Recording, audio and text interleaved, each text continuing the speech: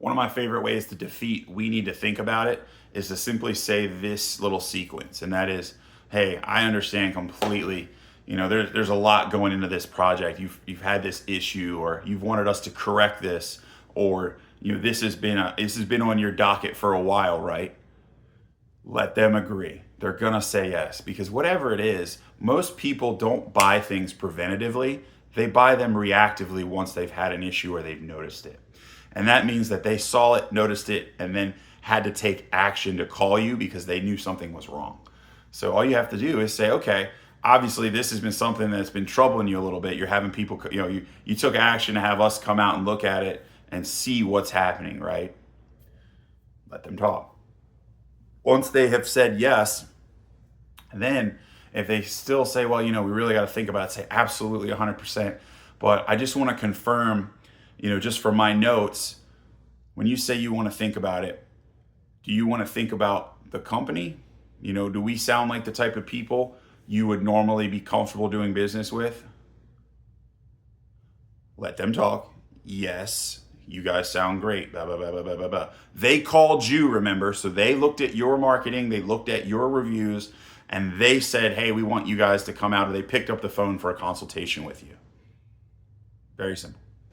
If that's not the case, in your pitch, you need to talk about your company, how you do things, your reputation. You got to build it if it's not, depending on the type of marketing that you use. But for home services, they're looking at your Google reviews. They're looking at your page. So they like the company. They work with the company. Perfect. Number 2, Mr. Homeowner. Okay, cool. I'm glad you love the company. I love it too. I'm so happy to be part of this organization. It's changed my life. It's amazing. Great. But number 2, I just want to double check. You're comfortable with all the products that we selected. You wouldn't want to pick any other products. Like wouldn't want to go with the super luxe, or you wouldn't want to go with the super low end, right? Would you be against going with the low end products? The reason I asked that question right there is I'm opening the door to lower the price by changing the products to a lower end product. I do that on purpose because most of the time, the true objection is the price is beyond what their budget is. The price is beyond what they wanted to pay. The price is beyond what Uncle Yummy said, this is a good price for this. This is what you should pay. Keep that in mind. So, number 1, they're comfortable with the company. Number 2, they're comfortable with the products that they picked. Number 3, this is a big one. Is there anything about the project that you'd want to change or you don't feel happy or satisfied with? And or is there any part of the project you don't think we would not be a great choice? Meaning you wouldn't be able to do that part of the project.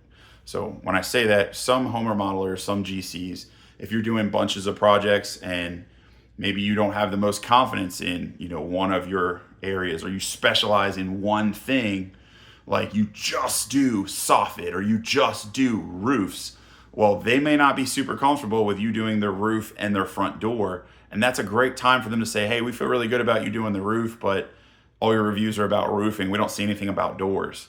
And, for whatever reason, they don't feel comfortable. You can ask them right there. And that's a nice way to say it. And if they say, yeah, well, that just means sell them the roof and hold off on the door. Have someone else do the door, or hold off on the door until after the roof is done and they feel good, they'll buy again. Really simple. So that's the third thing. They're comfortable with the layout and comfortable with the company, comfortable with the products, comfortable with you, the company, installing the products they picked. Number 4, this is a big one. Did I, as the salesperson, are you comfortable with me handling your project? Have I done anything to offend you today? Do you just not like me? And then you just let them talk. And 99% of the time, you're going to get them and say, oh my God, no, you're amazing. Like, you did a great job. You're so thorough. You're an expert. Like, we love you. There will be 1% of the time after 12,000 calls, I have had, I would say about 1%, maybe like 0.5%, very small. But I've had people go, yeah, Nick, we just don't like you. You're not our kind of person. And if they say that right there, I literally just say, you're absolutely right. We're not a good fit. I pack my book and I fucking leave because I'm not interested in convincing them to like me after I've spent an hour talking to them. And normally at that point, I've got a good sense that I don't like them either. Like, we're not going to be a good fit. But always ask, because if you don't ask them, they're not going to just come out and say, hey, we don't fucking like you. They're going to say, oh, we just don't know. This doesn't feel right. It's not a good time. The price is high. Just say, did I do something to offend you? Then you know. And if they say, oh, no, you're amazing, then it's so easy. Then there you are.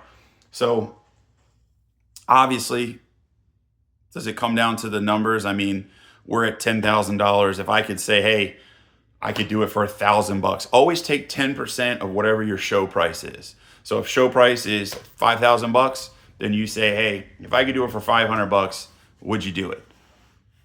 And then just literally stare dead ass in their eyes and just wait for them to talk. And then when they talk, let them finish. Let them go. Don't cut them off. Don't interrupt them. Just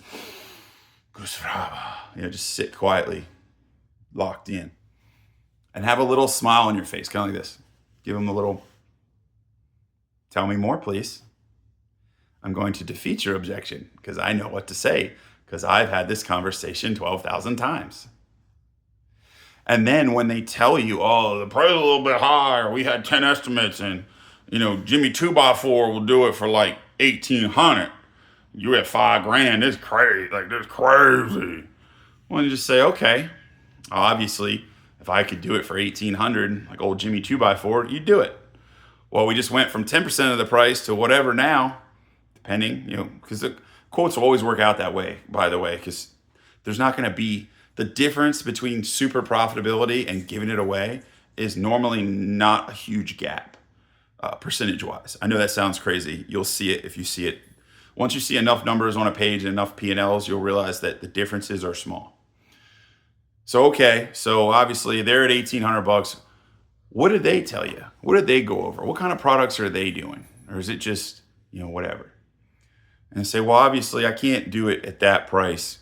I don't know what they're doing. It's not an apples to apples comparison, right? You might be comparing a Ferrari to a scooter. Does that sound about right? Or, a Mercedes to a Dodge Neon. They're a little bit different. They're both cars, right? I like the car example there. You can use anything. You could say, hey, this might be the comparison between like a diamond and a sapphire, which is kind of close, or it could be like a diamond and like a rock, a diamond and a bottle cap. They're very different value. They're about the same size, but they're very different value-wise. There's a million examples. Always use a quality example that everyone will know. I also love this one. Well, we could be comparing a Timex wristwatch to a Rolex. They both will tell time, but one is a family heirloom that's something you could be proud of, and the other one you wear because you're comfortable with losing it, breaking it, having it destroyed, because you'll throw it away and buy another one. Does that make sense? They're going to say, oh yeah, that makes sense. You say, so the same idea, would you be all right with rebuying this? I know it, Larry 2x4 is $1,800. Are you comfortable rebuying this in the next 1 to 3 years? So really you're spending $3,600. And I know I'm at $5,000.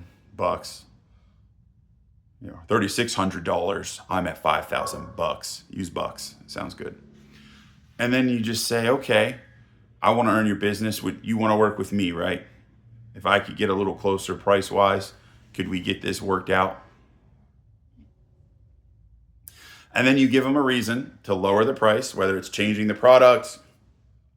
You ask them if they're military, you ask them if they're senior, whatever it is, you ask them. And then you give them a justifiable reason to lower the price. So whether could be a flexible installation, it could be anything. I mean, there's a million different reasons to lower the price. You could have an overstock sale, you could have extra material in the warehouse, you could have a big commercial job going off. Whatever the point, it could be an odd color that you just happen to have extra of. So do that and then lower the price and win the freaking deal and everybody's happy. I'm tired of all this bullshit where it's like, well, I'll never split the difference. I know my value. Well, you also know not going to close. Like, not a closer. Guy that I will abuse because he's not going to win in this sales situation. I'm going to stay that $5,000 because that's my price. That's where we're good. Yeah, but I'd rather drop it down to $4,000 and make the sale versus $5,000 and I'm sitting at home and, man, I hope they call me back. No, I'm going to be at $4,000. We're out there installing it, or we're taking the check. Be that guy.